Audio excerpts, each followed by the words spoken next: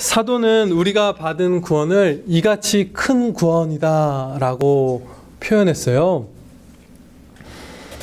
성경의 말씀을, 이 성경 말씀을 기록한 성경 기자분들은 이 히브리서 본문 말씀뿐만 아니라 성경 말씀의 곳곳에서 이 구원이 말로 다할 수 없이 큰 것이다 라는 사실을 항상 나타내 왔어요. 몇 구절을 제가 봉독하겠습니다. 능히 모든 성도와 함께 지식에 넘치는 그리스도의 사랑을 알아. 또 그 은혜의 지극히 풍성함을 오는 여러 세대에 나타내려 하심이라. 더욱 은혜와 의의 선물을 넘치게 받는 자들이 한 분 예수 그리스도로 말미암아 생명 안에서 왕노릇하리로다. 이처럼 성경 기자들은 지극히 풍성하다, 넘친다 라는 표현을 사용하면서 우리가 받은 구원이 너무나 크다, 한없이 크다라는 사실을 항상 표현해 왔어요. 이 큰 구원을 기뻐하면서 감사드리면서 살아가는 모습을 우리 이 지교회 평안교회 안에서도 우리가 발견할 수 있죠. 그런 분들은 이 기쁨을 알고 이 크기를 자꾸 상기하고 붙들고 감사드리며 사는 분들은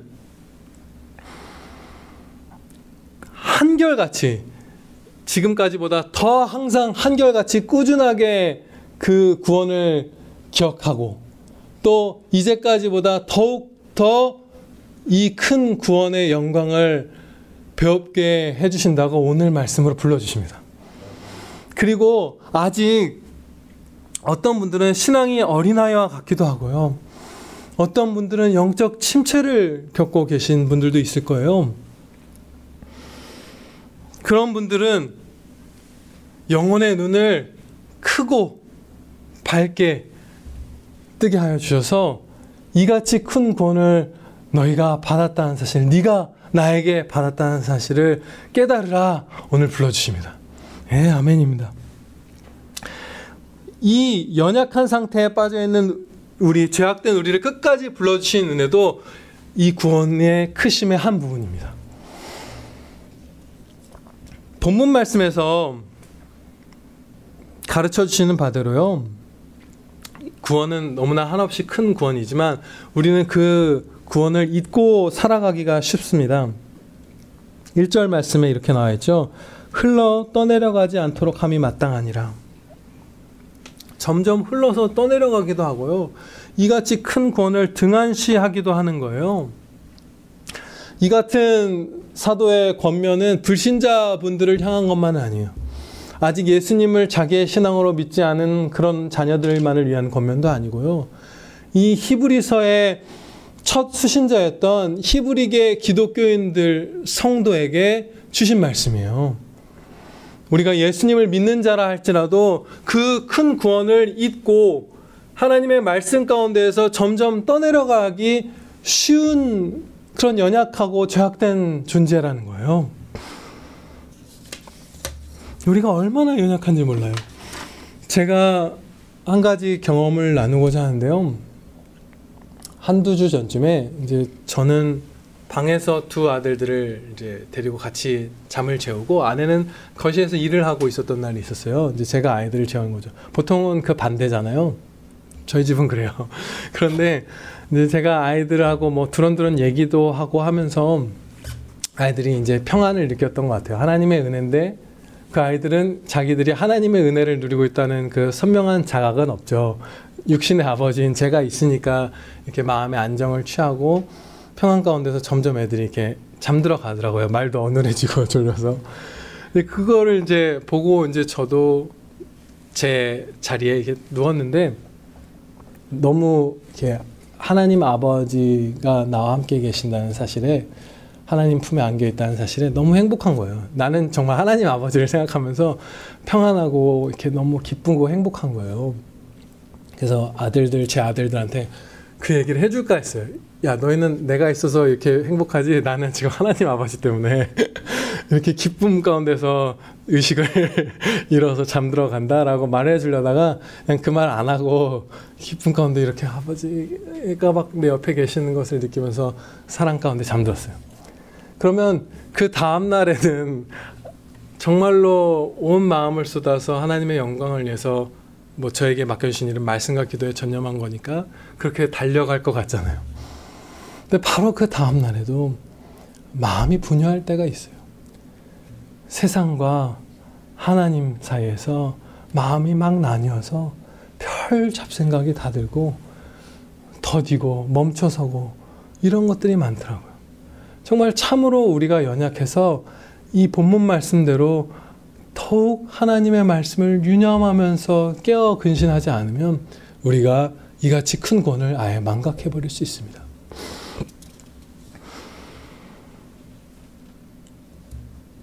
구원의 이 한없는 크기를 늘 기억했던 한 성도의 본을 통해서 성경을 배울 것이고요. 지금 또한 거기서 한 가지 우리의 목표이자 이 본문 말씀과 관련된 목표이자 중요한 점검 기준을 하나 배우도록 할 거예요. 그 먼저 목표와 기준을 제가 말씀드리면 이것입니다. 우리는 이웃들에게 우리가 받은 구원이 이 세상 그 어떤 것과도 비교할 수 없을 만큼 크고 위대하고 경이롭다는 사실을 날마다 드러내야 해요. 그런 삶을 살아야 해요. 이같이 큰 구원을 받았다는 사실을 기억한다면 우리 이웃들이 볼 때 그것에 동조하든 신앙을 갖게 되든 아니면 반발을 사든 미워하든지 간에 저 구원이 저 사람에게는 적어도 혹은 저 구원이라는 것 자체가 보통 것은 아니구나, 어마어마한 것이구나라는 인상을 주는 그런 삶을 살아야 해요. 그런 삶을 살고 있는 자가 바로 이같이 큰 구원을 항상 기억하면서 말씀 가운데 사는 성도예요. 네. 근데 이러한 삶의 본을 성경 말씀에서 사도 바울의 본을 우리가 받고 신앙을 키워갈 텐데요. 어쩌면 이런 생각이 우리에게 들 수 있어요. 아, 나는 그냥 목사인데, 나는 그냥 집사고, 나는 그냥 교회 청년인데 바울 사도의 본을 이렇게까지 따르려고 하는 것은 너무 과한 것은 아닌가, 이런 생각이 들 수 있는데 결코 그렇지 않습니다. 왜냐하면요, 첫째로 그 첫 번째 이유는요, 구원은 모든 사람에게 다 동일한 한 가지 그리스도의 십자가 구원만 있기 때문이에요. 그래서 이렇게 하나님께서 말씀을 주셨습니다. 너희는 유대인이나 헬라인이나 종이나 자유인이나 남자나 여자나 다 그리스도 예수 안에서 하나이니라. 그리고 또한 빌립보서 3장 17절에서 이런 말씀을 주십니다. 본받는 것에 대한 아주 명확한 말씀을 주시기를 사도가 이렇게 말을 하는 거예요. 형제들아, 너희는 함께 나를 본받으라. 그리고 너희가 우리를 본받은 것처럼 그와 같이 행하는 자들 눈여겨보라. 모든 성도가 함께 사도를 본받고, 사도만 본받는 것이 아니라 사도의 본을 받아서 신앙생활을 해나가는 다른 성도들도 눈여겨보면서 또 본받으라, 다시금 본받으라, 이렇게까지 하나님께서 말씀을 주셨어요. 그러니까 우리가 사도 바울의 본을 받을 때, 아이, 저거는 우리랑 거리가 멀지, 나는 저렇게까지 신앙생활 하는 건 저거는 무슨 목사님들이나 하는 거고 사도들이나 하는 거지라는 생각에서 아예 그것을 잊고 우리가 사도 바울처럼 되기를 바랍니다. 사도 바울은요, 그 본을 이제 나누고자 하는데요, 무죄하나 결박당하였잖아요. 그리고 풀려날 기회가 있었어요. 이 무죄하게 옥에 갇히고 결박당한 상황에서 자유롭게 풀려날 수 있는 기회가 있었어요. 그런데 그 기회를 활용하지 않았어요. 왜냐하면 예수님께서 바울 사도 곁에 나타나셔서 네가 예루살렘에서 복음을 증거한 것 같이 로마에서도 증거하여야 하리라 라는 명령을 주셨기 때문이에요. 그런데 로마에서 바울 사도가 복음을 증거하려면 로마로 가야만 했는데 이 당시 바울이 로마로 가기는 굉장히 어려운 상황이었어요. 왜냐하면 바울을 죽이기까지는 먹지도 않고 마시지도 않겠다고 한 유대인들이 40여 명이나 되었다. 그렇게 성경 말씀에서 가르쳐 주시거든요. 40여 명이나 되는 그 암살자들이 사도 바울을 죽이려고 조직적으로 움직이고 있었던 것이에요. 그리고 바울 사도는 나이도 들었고 또 로마까지 가려면 여러 가지 막대한 자금이 필요했을 수도 있죠. 그런 상황에서 로마까지 바울 사도가 안전하게 가려면 가이사에게 상소한 로마 시민으로서 로마 군인의 호의를 받으면서 군대 자금으로 군대의 배를 타고 로마로 이송되는 것밖에 없었어요. 그 길이 아니면 40여 명의 그 살인자들에게서 목숨을 부지하면서 바울이 혼자 여행해서 로마로 갈 수 있는 재간이 없었어요. 그래서 바울 사도는 풀려날 수 있었음에도 불구하고 그것을 세상 지도자들도 이 사람이 상소하지 않았더라면 풀려났을 것이다 라고 모두 다 인정하는 상황 가운데에서 그것을 사용하지 않고 그 기회를 사용하지 않고 오히려 가이사에게 상소해서 계속 결박된 채로 로마로 이송됩니다. 그러면 이 상황은 굉장히 무겁고 큰 환난 가운데 있는 거잖아요.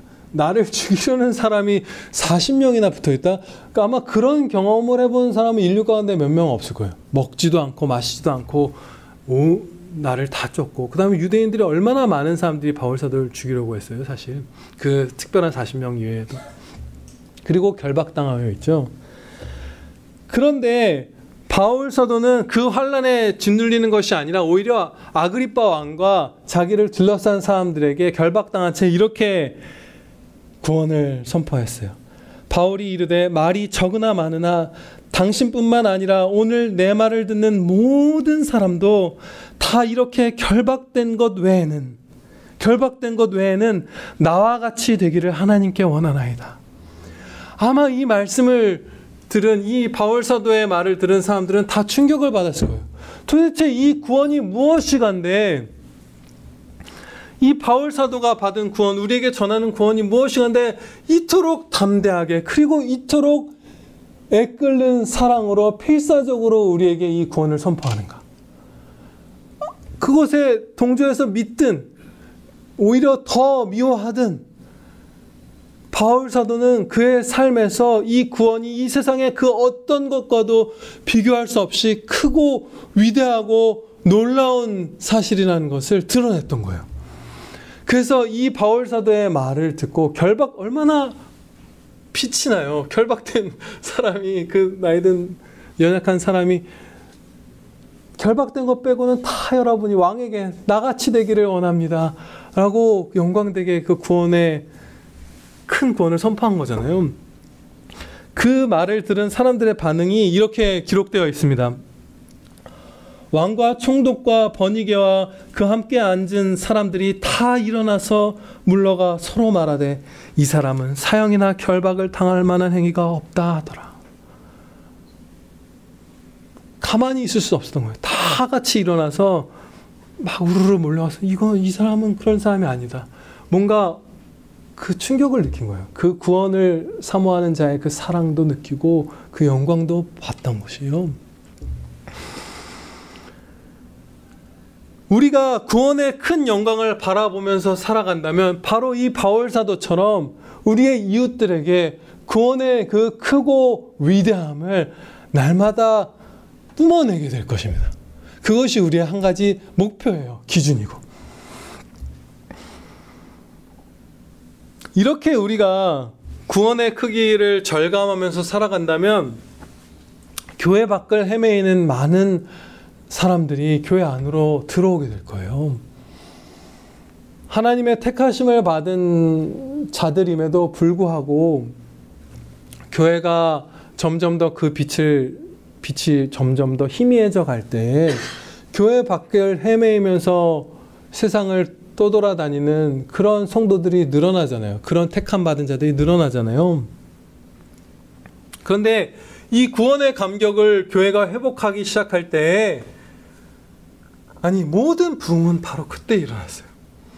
역사상 모든 부흥은 하나님께 받은 이같이 큰 구원을 늘 성도들이 기억하면서 감격하고 기뻐 감사드리며 살아갈 때 다른 이들도 아직 예수님을 믿지 않았던 이들도 주님께로 막 나왔어요. 그것이 구약시대 교회나 초대교회나 종교개혁 때나 항상 있었던 부흥의 참모습이에요. 그런 일들이 일어날 것이고요. 또 비슷하면서 약간 다른 얘기를 드리면 교회 안에서 자라난 우리의 자녀들이 교회 밖으로 몇 년 혹은 몇십 년 혹은 몇 달을 떠나는 일도 줄어들 거예요. 오늘날 한국교회에서 이런 얘기를 들어요. 제 아내랑 아는 어떤 성도분이 다른 교회 다니시는 분인데 아주 인원이 많은 교회 분인데 막 그런 얘기를 해요. 안타까운 얘기들을. 청년들이 부모님과 함께 신앙생활을 하다가 다 떠나간다, 교회를. 그나마 우리 교회도 물론 항상 그렇게 떠나가는 형제들이 있었지만 이것은 우리 교회는 아주 적은 비율이에요. 제가 예전에 사역했던 교회는 500명 넘는 그런 교회인데 청년의 숫자가 우리 교회랑 거의 동일했어요. 떠나버리는 거예요. 다 교회 밖으로. 근데 물론 그 떠나는 사람들 중에 하나님께 택함받지 않은 자들도 있겠죠. 유기된 자들도 있을 거예요. 그래서 그냥 그대로 그렇게 살아갈 분들도 있겠죠. 그러나 우리가 하나님 말씀에서 배워서 알고 경험적으로도 체험한 바대로 하나님께 택함받은 자녀들도 때로 교회에서 모태신앙으로 또 부모님과 함께 어린 날부터 성경 교육을 받고 함께 자라왔다가도 한참 동안을 교회를 떠나기도 해요. 그러다가 나중에 주님의 그 신실하신 은혜에 붙들린 바 되어서 다시 돌아올 기회를 입고 돌아오죠. 아멘입니다. 예, 감사한 일이요. 확고한 구원이요. 그러나 우리가 이제 어떤 한 청년이 고민하고 있는 거예요. 막 믿음이 흔들리고 세상에 대한 욕심도 싹 트고 염려도 싹 터서 교회를 떠나고자 하는 거예요. 유혹도 있고 협박도 있고 모든 게 있을 거예요. 그 청년에게. 그런데 옆을 봤더니 집사님이, 장로님이, 목사님이 나랑 같이 자란 동년배 형제들이 야, 구원만큼 크고 놀랍고 위대한 것은 없어.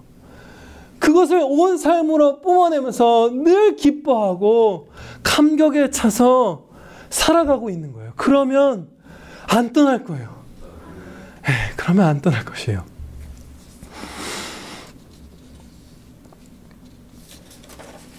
우리가 어떻게 하면 이같이 큰 구원을 계속 기억하면서 그 가운데 살아갈 수 있을지 1절 말씀에서 해결책을 가르쳐 주십니다. 그러므로 우리는 들은 것에 더욱 유념함으로 우리가 흘러 떠내려가지 않도록 하는 것이 마땅하니라. 우리가 들은 것은 하나님의 말씀인 성경 말씀이잖아요.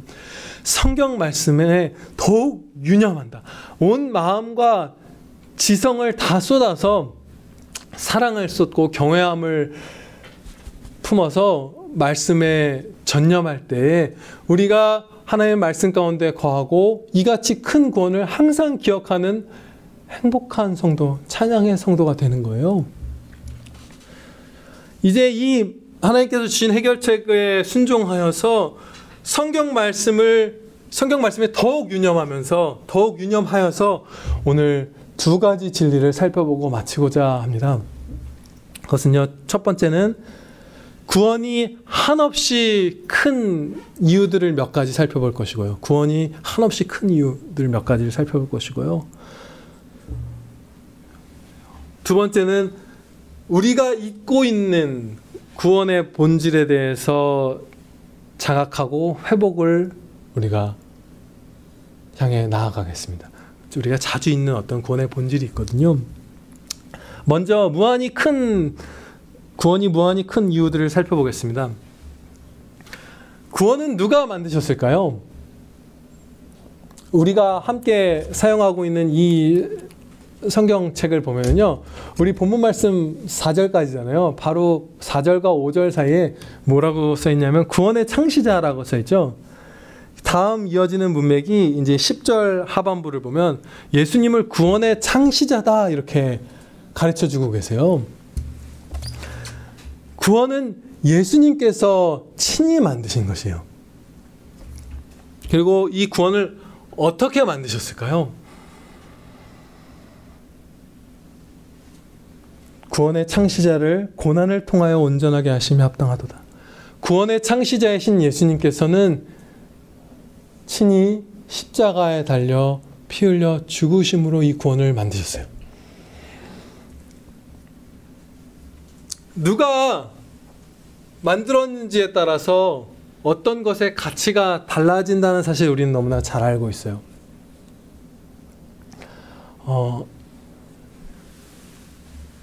미술 작품들이, 이런 뉴스들 여러분들 보시죠? 인터넷 같은 데서나 TV에서나 어떤 사람이 유럽의 무슨 벼룩시장에서 10만 원 혹은 100만 원을 주고 산 그림이 있었는데, 그게 알고 봤더니 유명한 무슨 프랑스 화가의 작품인 거예요. 그래서 10억 원에 낙찰됐다, 이런 얘기들을 종종 보게 되잖아요. 그러면 우리는 그 액수가 너무 터무니없고 막 이러니까 자꾸 착각을 해요. 그거 허영이나 허세나 이런 거다. 근데 결코 그것만 있는 것은 아니에요. 누가 만든 것이냐에 따라서 어떤 것의 가치가 달라지는 것은 우리가 다른 면으로 보면 확실히 알 수 있는데요. 예를 들어서 잘 못 만든 꾸깃꾸깃한 종이 카네이션, 허접한 그 카네이션도요, 내가 사랑하는 내 아들이 만들었으면 귀해요. 누가 만든 것인가에 따라서 가치는 분명히 달라져요. 결코 같지 않아요. 이승엽 선수가 친 홈런볼과 또 다른 선수가 친 홈런볼의 가치가 달라요. 같은 야구공 하나를 주어도요. 누가 만들었는지에 따라서 가치는 달라지는데 예수님이 직접 만드신 것이에요. 구원은. 아멘입니다. 그리고 그 창시자, 구원의 창시자께서, 창조주 하나님이신 예수 그리스도께서 피 흘려 십자가에서 저주의 죽음을 죽으심으로 만드셨어요. 예수님이 나를 이렇게까지 사랑하신다니. 구원의 이 사실만, 이 진리만 알아도 우리의 자는 영원히 넘칩니다. 이같이 큰 구원이에요. 우리의 혼돈에서 벗어나서 이 사실만 우리가 그냥 바르게 보아도 우리는 내 잔이 넘치나이다 늘 고백할 수 있어요. 그리고 구원이란 무엇으로부터의 구원일까요?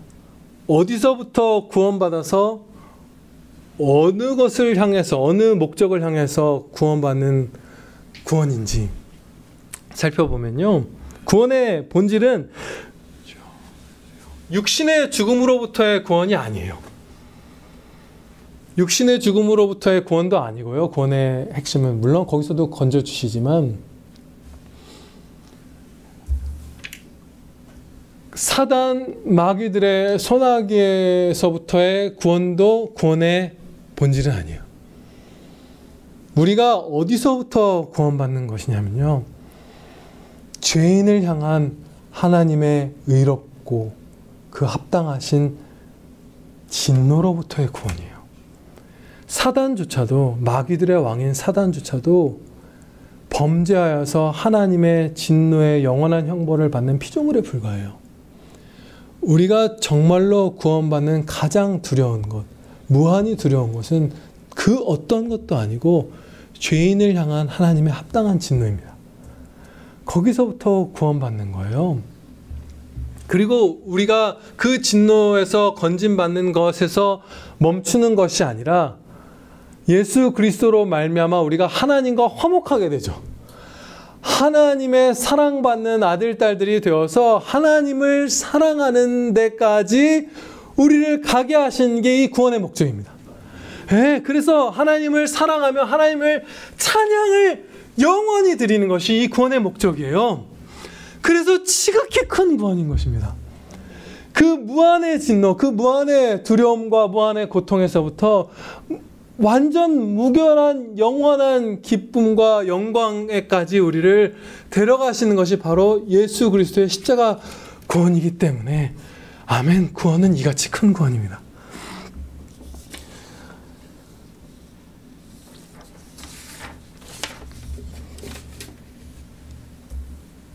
그리고 이 구원은 한 번 받았다가는 결코 잃을 수 없는 영원 불변한 구원이에요. 이제 우리가 극복해야 될 부분, 오늘 두 번째 부분을 살펴볼게요. 구원의 본질, 어떤 본질을 자주 있는 것에 대해서 말씀을 살펴보고자 해요. 우리는 신앙생활을 하면서 여러 가지의 소원을 품고 마음을 쏟곤 하죠. 예를 들어서요, 어떤 분들은 육신의 질병이 낫는 것에 아주 마음을 쏟고 있기도 하고, 어떤 분들은 인생의 여러 수많은 선택의 기로에서 잘 선택할 수 있기를 마음을 쏟고 있기도 하고, 걱정이나 공포로부터 벗어나는 것에 목말라 그것에 매진하는 분들도 있고, 위로나 무슨 뭐 평안이나 그런 것들을 얻기를 가장 집중하는 분들도 있고, 어떤 것이 선한 삶인지 도덕적인 것인지 이런 것들을 배우고 살아가고자 하는데 집중하는 분들도 있고요. 또 어떤 사람들은 자신이 원하는 것들을 받는 것을 중요시 여기기도 해요. 이 모든 것들은 결코 죄악이 아니에요. 다 좋은 거예요. 모든 이것들이, 제가 말씀드린 것들이 예수 그리스도께서 베푸시는 구원의 은혜에 다 포함되는 것이에요. 그런데 중요한 문제점은 이런 것들 하나하나에는, 혹은 여러 가지에는 우리가 관심을 가지면서 신앙생활을 하는데 정작 구원의 본질에는 무관심할 때가 있다는 것입니다. 우리가 구원의 본질에 무관심한 상태로 앞서 말씀드린 것들을 쫓으면 그것은 죄악이에요. 그런데 우리가 앞서 살펴본 바 구원의 본질은 무엇이었죠? 구원의 본질은 무슨 우리의 죽음이나 육신의 죽음이나 무슨 사단 마귀로부터의 해방이나 뭐 우리가 뭐 밥을 뭐 어떻게 먹냐 이런 것들에서의 건짐 정도가 아니라 하나님의 진노에서부터 건짐받아서 하나님과 화목해 되어서 하나님과 바른 관계를 갖게 되는 것이, 하나님과의 바른 관계를 회복하는 것이 구원이잖아요. 아멘입니다. 이것이 구원의 본질이거든요. 하나님을 사랑하는 것. 이것이 본질이거든요. 그런데 이 하나님을 사랑한다는 큰 말 안에는 여러 가지가 들어있죠. 하나님을 사랑한다 하면 하나님을 의지하고, 하나님을 경외하고, 하나님을 신뢰하고, 하나님을 즐거워하고, 하나님을 갈망하고, 하나님께 순종하고, 하나님께 영광 돌리고, 이런 것들이에요. 이런 것들, 이 본질, 하나님과의 바른 관계, 하나님과의 사랑의 연합과 찬양의 삶을 잊은 채로, 그걸 잊었다는 건 사실 흘러 떠내려가기 시작한 것이고, 이같이 큰 구원을 잊은 것이잖아요. 그러한 상태로 나머지 구원에 약속된 모든 은혜들을 우리가 바랄 때 우리는 범죄하는 것이고 쇠락해가는 것이에요. 그런데요, 이 하나님과의 바른 관계 회복에 전념하면서 이 구원의 본질을 붙든 상태로 이같이 큰 구원을 기뻐하며 살아가는 성도는, 그 찬양의 성도는 아주 소수예요. 오늘 한국교회. 일반 성도분들은 물론이거니와 목회자들 사이에서도 정말로 극소수의 성도만이 이같이 큰 구원을 늘 기억하면서 살아가고 있다는 사실을 성경 말씀에 비추어 보았을 때 우리는 확신할 수 있습니다. 우리는요, 그래서 정말로 더욱 말씀에 유념하지 않으면 쉽게 흘러 떠내려갈 수 있는 상황에 처해 있는 것이에요. 한국교회 평균에 비추어서 나 자신을 점검하면 우리는 다 떠내려갈 거예요. 금세 허약해질 거예요. 그래서 이제 성경적 기준에 맞춰서, 이 본질에 맞춰서 우리를 점검하면서 우리가 이같이 큰 구원의 기쁨 가운데 찬양의 삶을 살아야 하는데요. 여기서 한 가지 그 마지막 성경적 기준을 살펴보기 전에 한 가지 부탁의 말씀이자 권면의 말씀을 드리고자 합니다. 그것은 아까 광고 때 드렸던 말씀과 동일한 것이에요. 하나님께서는 성도들이 말씀에 더욱더 유념하며 말씀 가운데 거하며 이같이 큰 구원을 늘 기억하게 만들어 주시고자 할 때 그 방편을 목회자를 통하여 하나님의 말씀을 먹는 것으로 정하셨어요.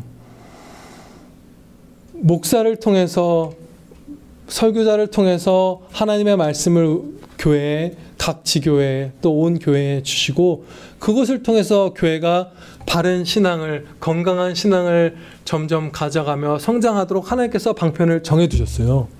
그래서 우리 각 사람이, 우리 모두가 이같이 큰 구원을 늘 기억하는 복된 성도가 되려면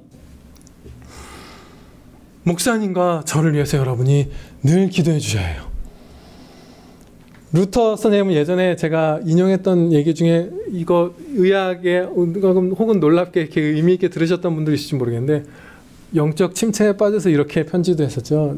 내가 지금 아무것도 못하고 있다. 당신들이 기도해 주지 않아서. 그렇게까지 얘기하고, 로이드 존스 목사님은 정기적으로 목회자가 성령님의 권능을 받도록 간구하는 기도 모임이 필수적이다 라고 얘기했어요. 무슨 스펄전 목사님도 마찬가지고요. 그래서 제가 앞서도 권고드린 바대로 또 지금 여러분에게 권면과 부탁의 말씀을 드리는 것은 박정원 목사님과 저를 위해서 자주 모이실 수는 없는 상태지만 집에서 각 가정이 모여서 뜨겁게 성령 충만함과 성령님의 권능을 목사님과 저에게 부어주시기를 늘 기도 드리시기를 부탁드립니다. 예, 아멘입니다. 이제 마지막 부분입니다. 우리는 성경적 기준에 맞춰서 이 구원의 본질에 맞춰서 우리를 점검하면서 이같이 큰 구원을 붙들어야 하는데요. 성경 말씀에서 이런 기준을 찾을 수 있습니다. 오늘 배우는 두 번째 기준이 되겠네요. 우리 삶에서 예수님과 무관하게 행하는 일이 하나도 없어야 한다. 아멘. 우리 삶에서 예수님과 무관하게 행하는 일이 하나도 없어야 한다. 이것을 각자 자기 자신에게 질문으로 바꿔서 던져보면요, 이렇게 되겠죠. 내 삶에서 예수님과 무관하게 행하는 일이 있는가? 혹은 이 일이 예수님과 관련된 일인가? 이런 질문들을 우리가 늘 던지면서 살아야 하는 것이에요. 이만큼이나 항상 예수 그리스도와 예수님께서 십자가에 못 박히신 그 사실이 우리 삶 전체와 우리 삶의 중심에 자리 잡고 있어야 합니다. 신앙 고백에서만도 아니고요. 이 그리스도의 십자가 구원을 붙드는 것은, 예수님을 중심에 모신 것은 신앙 고백을 할 때만도 아니고, 예배를 드릴 때만도 아니고, 세상에 우리의 후손이 태어났을 때나 장례식에서만도, 살고 죽는 때만도 아니고요. 일상의 아주 작은 순간들에서조차, 그때 하는 생각들, 그때 하는 말들, 행동들에서조차 우리 구주 예수 그리스도와 관련된, 주님을 사랑하고 주님을 찬양드리는 말과 행동과 생각이어야만 합니다. 예, 그것이 이같이 큰 구원을 늘 기억하는 성도의 삶이에요. 그런데 온 삶에서 이같이 큰 구원에 대한 열렬한 반응이 나타나야 한다는 이 기준이 결코 과장된 것이 아니에요. 결코 과장된 것이 아니에요. 제가 여러분에게 잘못된 말씀을 전하는 것이 결코 아니에요.